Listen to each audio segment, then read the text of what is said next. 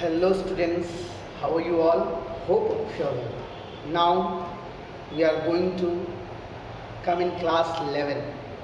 Class 11, you know very well now we are going in higher standard now. Till higher secondary we have completed. Now we are coming in senior secondary. Class 11 and 12. So many curiosity, so many interest. Yes, now we are going to take science. So dear students, as we move in class 11, जैसे हम class 11 में आते हैं तो हमारे दिमाग में बहुत तरह के क्वेश्चन उठने लगते हैं। यार कैसा होगा फिजिक्स, कैसा होगा केमिस्ट्री, कैसा होगा मैथ्स, कैसा होगा बायोलॉजी। तो सबसे पहले मैं आपको बता दूं, मैं हूं सोनू कुमार झा सर। मैं आप लोगों को केमिस्ट्री पढ़ाने वाला हूँ। तो बच्चों याद होगा आप लोगों को 10th स्टैंडर्ड में साइंस के बारे में कि साइंस एक ओनली वन टेक्स्ट बुक हुआ करता था जिसमें टोटल 14 या 15 चैप्टर्स थे। आपके पास फर्स्ट 5 चैप्टर्स केमिस्ट्री के, 6 से लेकर 10 तक बायोलॉजी के और बाकी सब फिजिक्स के। तो बिल्कुल वैसे ही हम लोग यहाँ पर भी अब हमारा मेन स्ट्रीम हो गया है साइंस। साइंस के 3 पार्ट्स होंगे, फिजिक्स, केमिस्ट्री और बायोलॉजी। राइट, ये तीनों पार्ट्स में हम लोग ऑलरेडी जानते हैं फिजिक्स किसको कहते हैं, केमिस्ट्री किसको जानते हैं कहते हैं और बायोलॉजी किसको कहते हैं। तो that branch of science in which we deals about all the nature and its law, ये फिजिक्स में आ गया। That branch of science in which we deals about the chemical reactions, जितने भी मतलब एक्सट्रैक्शंस ऑफ मैटर, एलिमेंट्स की पूरी properties हम लोग, प्रॉपर्टीज ऑफ मैटर जितना भी है वो हम लोग केमिस्ट्री में पढ़ेंगे। और बायोलॉजी में the study of living things is called biology.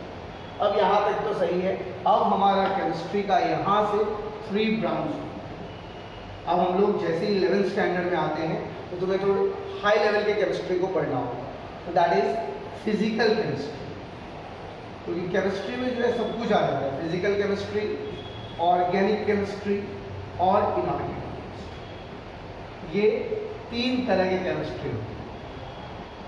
और जैसे आप क्लास 11 में आओगे तो केमिस्ट्री का 2 पार्ट है, पार्ट 1 और पार्ट 2। तो वो दोनों पार्ट में इन तीनों केमिस्ट्री को डिवाइड किया गया है।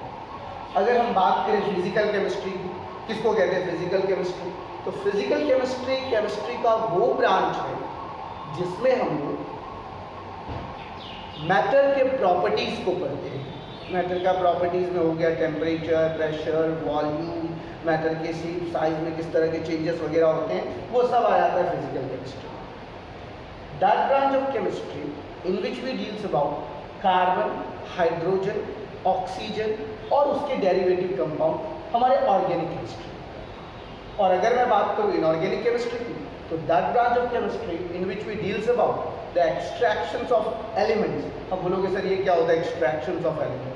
तो बच्चों नेचर में हमें जो कुछ भी कंपाउंड मिलता है उस कंपाउंड में वो एलिमेंट प्योर फॉर्म में नहीं रहता है। तो उस एलिमेंट को प्योर फॉर्म में लाने के लिए उसका एक्सट्रैक्शन मेथड जो है हम लोग इनऑर्गेनिक केमिस्ट्री में पढ़ेंगे। तो ये है हमारा तीनों ब्रांच।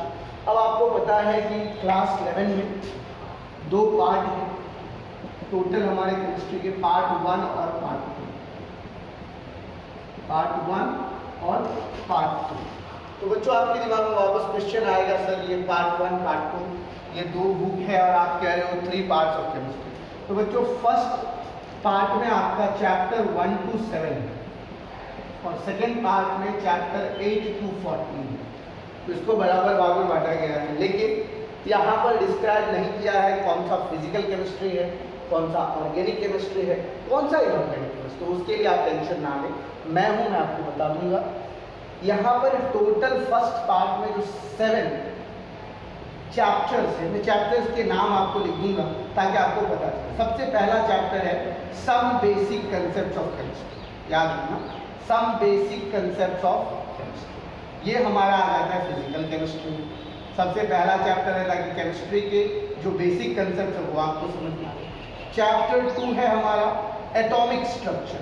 याद रखना बच्चों, चैप्टर 2 जो आप लोगों ने पढ़ा भी होगा 9th स्टैंडर्ड में, स्ट्रक्चर ऑफ एटम। ये एटॉमिक स्ट्रक्चर, ये हमारे स्ट्रक्चर ऑफ एटम इसको बोल सकते हैं। दोनों नाम है, एटॉमिक स्ट्रक्चर डाल दीजिए या फिर स्ट्रक्चर ऑफ एटम, दोनों नाम से इस चैप्टर को बुलाया जाता है। चैप्टर 3 जो है बच्चों वो हमारा इनऑर्गेनिक केमिस्ट्री में आता है, जो आप लोगों ने 10th स्टैंडर्ड में पढ़ा होगा। That is classifications of element, classifications of elements and their periodic properties, and their periodic properties. अभी तक तुम जितने भी चैप्टर के नाम पढ़े हो ये सब तुमको थोड़ा थोड़ा कंसेप्ट मिल गया है पुराने स्टैंडर्ड में। जो 9th स्टैंडर्ड में तुमने मोल कंसेप्ट के बारे में पढ़ा है वो तुम्हारा चैप्टर 1 में है। 9th स्टैंडर्ड में एटॉमिक स्ट्रक्चर के बारे में पढ़ा है वो तुम्हारा चैप्टर 2। चैप्टर 3 जो है तुम्हारा classifications of elements and the periodic properties, ये हमारा 10th स्टैंडर्ड में चैप्टर नंबर 5 था, याद होगा तुम लोगों को। उसके बाद जो चैप्टर नंबर 4 है हमारा केमिकल बॉन्डिंग, केमिकल बॉन्डिंग, ये भी हमने थोड़ा पढ़ा है चैप्टर नंबर 4 में, ऑर्गेनिक केमिस्ट्री में 10th स्टैंडर्ड में। चैप्टर नंबर 5 है states of matter, states of matter. Chapter number 6 है हमारा थर्मोडायनामिक्स, थर्मोडायनामिक्स। और चैप्टर नंबर 7 है हमारा इक्विलिब्रियम, केमिकल इक्विलिब्रियम। ये सारे के सारे चैप्टर्स बच्चों हम लोगों के आ जाते हैं फिजिकल केमिस्ट्री। देखो यहाँ पर तुम जितना भी देखोगे इसमें पूरे किसी भी मैटर का जो फिजिकल प्रॉपर्टीज होगा वो हम इसमें करेंगे। उसके बाद आ जाए इनऑर्गेनिक, चैप्टर नंबर 8 जो आपका रेडॉक्स रिएक्शन है। जनरली इसको भी फिजिकल में ही, लेकिन हम लोग सिंस इसमें कुछ प्रॉपर्टीज पढ़ेंगे तो रेडॉक्स रिएक्शन को मैं यहाँ पे दे रहा हूँ। चैप्टर 9 में एक काम करो, चैप्टर 9 जो है तुम्हारा वो है हाइड्रोजन, ये तुम्हारा inorganic. Chapter 10 S block elements, ये तुम्हारा inorganic. Chapter 11 P block elements, ये भी तुम्हारा इनऑर्गेनिक। चैप्टर 14 एनवायरमेंटल केमिस्ट्री, ये तुम्हारा जो है इनऑर्गेनिक केमिस्ट्री के पास। और लास्ट 2 चैप्टर की अगर मैं बात करूं, some basic principle, chapter number 12 और chapter number 13, some basic principles of organic chemistry, some basic principles of organic chemistry.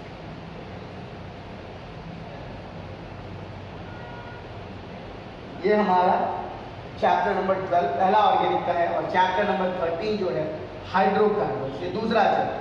तो आप लोग यहाँ पर देखे होंगे कि ऑर्गेनिक केमिस्ट्री में मात्र 2 चैप्टर और बाकी में 6 करके आप लोग देख लिए होंगे। 1 2 3 4 5 6, 1 2 3 4 5 6, 6 हमारे ऑर्गेनिक में है, 6 फिजिकल में है, 6 इनऑर्गेनिक, 6 फिजिकल और 2 ऑर्गेनिक। क्लास 11 में ऑर्गेनिक का बहुत ही कम पार्ट दिया है, तो इसमें अगर फिर भी आप कहोगे, अगर हम परसेंटेज की बात करें तो फिजिकल केमिस्ट्री जो है हमारा 35%, इनऑर्गेनिक केमिस्ट्री 35% और ऑर्गेनिक को 30% वेटेज के आधार पर बांटा जाता है। इसमें से ये पूरे चैप्टर्स के दौरान ऑर्गेनिक केमिस्ट्री के सिर्फ बेसिक कंसेप्ट और जो टेक्निक्स है जो हम लोग लैब में यूज करते हैं वो आपको दिया है 11th में। अगर 11th का ऑर्गेनिक केमिस्ट्री आपने मजबूती ढंग से पढ़ लिया तो उसमें क्या है, सारे मैकेनिज्म है, सारे बेसिक प्रिंसिपल्स है, सारे रूल्स एंड रेगुलेशंस है, किस तरह से एलिमेंट्स में रिएक्शंस होते हैं, एलिमिनेशन होता है, न्यूक्लियोफाइल होता है, सारा कंसेप्ट हमारा क्लास 11 के ऑर्गेनिक में होता है। ये सारी चीज़ें जो है हम लोग किसी भी मैटर के फिजिकल स्टेट्स में क्या क्या चीज़ें होती है वो हम लोग फिजिकल केमिस्ट्री में बात करेंगे।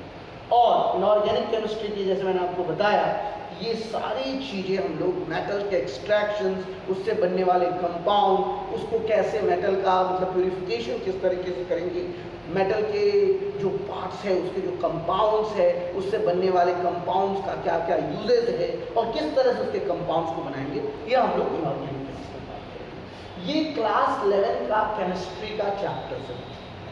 इन चैप्टर्स को पढ़ने के लिए सबसे ज़्यादा अगर कोई चीज़ ज़रूरी है तो दैट इज एलिमेंट क्लासिफिकेशन, और उसके जो लास्ट वाला पॉइंट है पीरियोडिक प्रॉपर्टी, वो तुमको ज्ञान होना चाहिए।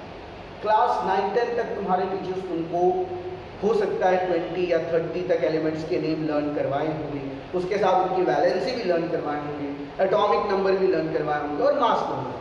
तो बच्चों यहाँ पर जैसे आप क्लास 11 में आते हैं तो आपको 2-3 चीज़ों का ज्ञान होना बहुत जरूरी है। एक सबसे पहले एलिमेंट्स के सिंबल का ज्ञान होना जरूरी है, दूसरा उसकी वैलेंसी का ज्ञान होना जरूरी है, और तीसरा सबसे ज़्यादा important atomic mass, atomic number, atomic mass, valency, elemental symbol. अगर ये 4 चीज़ आपको आ गया तो कोई भी कंपाउंड डेफिनेटली आप बना सकते हो। जो आप लोगों ने 9th स्टैंडर्ड में ही सीखा होगा कि कोई भी कंपाउंड, जैसे H2O हम लोग बनाते हैं तो हाइड्रोजन की वैलेंसी 1 होती है, ऑक्सीजन की वैलेंसी 2 होती है, दोनों को क्रॉस मल्टीप्लिकेशन करते हैं और H2O कंपाउंड बनता है। सोडियम क्लोराइड, सोडियम की भी वैलेंसी 1, क्लोरीन की भी वैलेंसी 1, दोनों को 1-1 कर देते तो 1 जनरली हम लोग लिखते नहीं है, तो सोडियम क्लोराइड कंपाउंड का केमिकल फॉर्मूला NaCl है। तो इस तरीके से आपके जितने भी एलिमेंट्स हैं वो सारे एलिमेंट्स हमें क्या याद करना है, वैलेंसी याद करना है और सिंबल याद करना है। तो इसके लिए मैं आप लोगों को ट्रिक सिखाऊंगा कि किस तरीके से आप एलिमेंट्स के नेम को, उसके सिंबल को लर्न कर लें। ओरिजिनल नेम नहीं भी लर्न रहेगा लेकिन ओरिजिनल नेम भी लर्न करना है। तो कुछ ट्रिक्स होते हैं जिस ट्रिक्स के आधार पर आप एलिमेंट्स के नेम को लर्न कर सकते हैं, उसके सिंबल को लर्न कर सकते हैं, उसकी वैलेंसी को लर्न कर सकते हैं और सबसे बड़ी बात उसके एटॉमिक मास को लर्न कर सकते हैं। जैसे ये आपको लर्न हो जाता है तो ये क्लास 11 का जो इनिशिएशन है हम लोग स्टार्ट करेंगे। तो ये था बेटा छोटा सा इंट्रोडक्शन ऑफ क्लास 11। क्लास 11 में क्या क्या पढ़ना है, ये सारे चैप्टर्स, चैप्टर के डिटेल्स अगर जाओगे तो जैसे मैं फर्स्ट चैप्टर स्टार्ट करूंगा some basic concept of chemistry, तो इसमें हम लोग जाएंगे तो सबसे पहले पढ़ेंगे मैटर किसको कहते हैं, केमिस्ट्री का क्या यूज़ है हमारे लाइफ में, pure chemistry, applied chemistry, medicinal chemistry, drugs chemistry. तुम देखते हो आजकल बिना केमिस्ट्री का लाइफ अधूरा। तुमको पता है कि मैं अभी सांस ले रहा हूँ, oxygen, it is an also element of chemistry, right. Respiration के दौरान कार्बन डाइऑक्साइड एक्सेल करते हैं, that is also a compound of chemistry. Marker में जो इंक है वो भी केमिस्ट्री का कंपाउंड है। ये व्हाइट बोर्ड जो फैब्रिक से बना है that is also made up of chemistry. तो केमिस्ट्री के बगैर कल्पना ही करना आज की डेट में असंभव। It is impossible to think without chemistry. Each and everything is made up of chemistry. ये शर्ट मैंने पहना है वो भी केमिस्ट्री, ये पेन बना है वो भी केमिस्ट्री। अभी देखना कोरोना वायरस का बहुत ही बड़ा दौर चल रहा है, तो उसमें जो मेडिसिनल जितने भी ड्रग्स होते हैं, जो भी हम लोग मेडिसिन बनाते हैं, सारे के सारे कंपोजिशन किससे बनते हैं, केमिस्ट्री से। तो वो जो बिना केमिस्ट्री का आज के डेट में थिंक करना भी इम्पॉसिबल है। तुम्हें फटाफट तुमको पता है कि जैसे ही किसी को फिट आ जाता है तो तुरंत उसको शुगर खिला दिया जाता है। Sugar is a compound of chemistry, C12H22O11। जैसे ही वो वाटर के साथ रिएक्शन करता है, instant energy, glucose gives us instant energy in our body और तुरंत बच्चा खड़ा हो जाता है। The reason is you have to get a basic concept of chemistry. तो ये एक यूजेस था जो मैंने केमिस्ट्री का बताया, कैसे हम लोग अपने डेली लाइफ में यूज करते हैं। उसके बाद मैटर्स पढ़ेंगे, मैटर्स के classification, physical classification, chemical classification, physical classification, solid, liquid, gas, chemical classification, elements और कंपाउंड्स। फिर उसके बाद कंपाउंड्स भी दो तरह के, organic compound, inorganic compounds. Pure compounds के बाद मिक्सचर के बारे में हम लोग पढ़ेंगे, homogeneous mixture, heterogeneous mixture, scientific notation हम लोग पढ़ेंगे। उसके बाद लॉज ऑफ केमिकल कॉम्बिनेशन के 5 पार्ट्स पढ़ेंगे। उसके बाद लिमिटिंग रिएजेंट पढ़ेंगे, परसेंटेज कंपोजिशंस पढ़ेंगे, आइसोटोप, आइसोबार, आइसोटोप, ये सब पढ़ेंगे।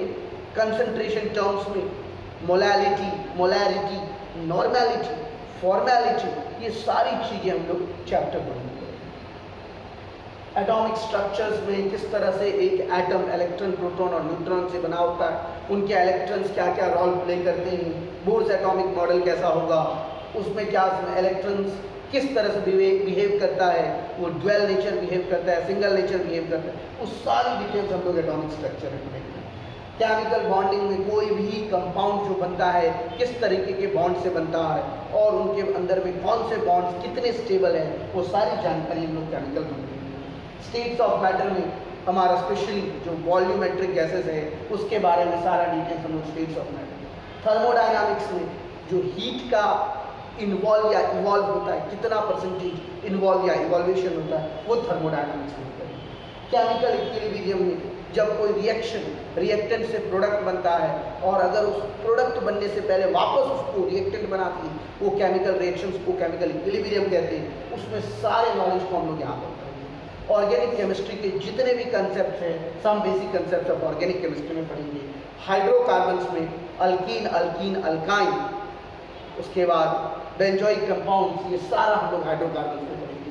क्लासिफिकेशन ऑफ एलिमेंट्स जो हम लोगों ने 10th स्टैंडर्ड में पढ़ा था, उसका एक्सटेंडेड फॉर्म हम लोग 11th स्टैंडर्ड में पढ़ेंगे। जो सबसे ज़्यादा होगा उसकी periodic properties, atomic radius, atomic size, electronegativity, electron enthalpy, ionization potential, ये सारी चीज़ें हम लोग classification of elements under periodic properties में पढ़े। रिडॉक्स रिएक्शन में हम लोगों ने वैसे तो ये रिएक्शन का नाम सुना है, ये एक पूरा चैप्टर है रिडॉक्स रिएक्शन, किसका रिडक्शन होगा, किसका ऑक्सीडेशन होगा, कौन सा रिएक्शन है जो पूरा रिडक्शन और ऑक्सीडेशन दोनों होता है, कौन कौन से एलिमेंट्स रिडॉक्स हुए, कौन कौन से एलिमेंट्स ऑक्सीडाइज हुआ, वो सारा नॉलेज हम लोग रिडॉक्स रिएक्शन में। हाइड्रोजन, हाइड्रोजन सिर्फ एक एलिमेंट ही नहीं, हमारे पास चैप्टर होगा, जिस चैप्टर में हाइड्रोजन से बनने वाले जितने भी कंपाउंड्स हैं उसके बारे में पढ़ेंगे। हाइड्रोजन क्या क्या रोल प्ले करता है हमारे एनवायरनमेंट में, उसके बारे में हम लोग पढ़ेंगे। और हाइड्रोजन का कहाँ स्पेसिफिक पोजीशन होना चाहिए, जो साइंटिस्ट ने अभी तक डिटरमाइन नहीं किया, फर्स्ट पोजीशन होना चाहिए या 17th ग्रुप में होना चाहिए, उसके बारे में डिटेल हम लोग हाइड्रोजन चैप्टर में। अल्कली और alkaline earth metal, group number 1 और ग्रुप नंबर 2 एलिमेंट, जिसको एस ब्लॉक एलिमेंट्स कहा जाता है, उसके बारे में सारी डिटेल हम लोग एस ब्लॉक एलिमेंट्स में पढ़ेंगे। उसी तरह ग्रुप नंबर 13 से लेकर ग्रुप नंबर 18 तक के एलिमेंट्स का डिटेल हम लोग पी ब्लॉक एलिमेंट्स में पढ़ेंगे। और एनवायरनमेंट में जो भी चीज़ें होती है, पॉल्यूशंस को कैसे कंट्रोल किया जाए, water pollution, soil pollution, land pollution, इन सब को कैसे कंट्रोल किया जाए, एनवायरमेंटल केमिस्ट्री में पढ़ेंगे। तो ये एक छोटा सा शॉर्टकट रिव्यू है हमारा चैप्टर नंबर 1, मतलब पूरे क्लास 11 के चैप्टर नंबर 1 से चैप्टर नंबर 14 तक। तो बच्चों ये एक ब्रीफ इंट्रोडक्शन ऑफ क्लास 11 है, ज़्यादा डिटेल्स हम लोग नेक्स्ट लेक्चर में। That's all for today. Thank you very much.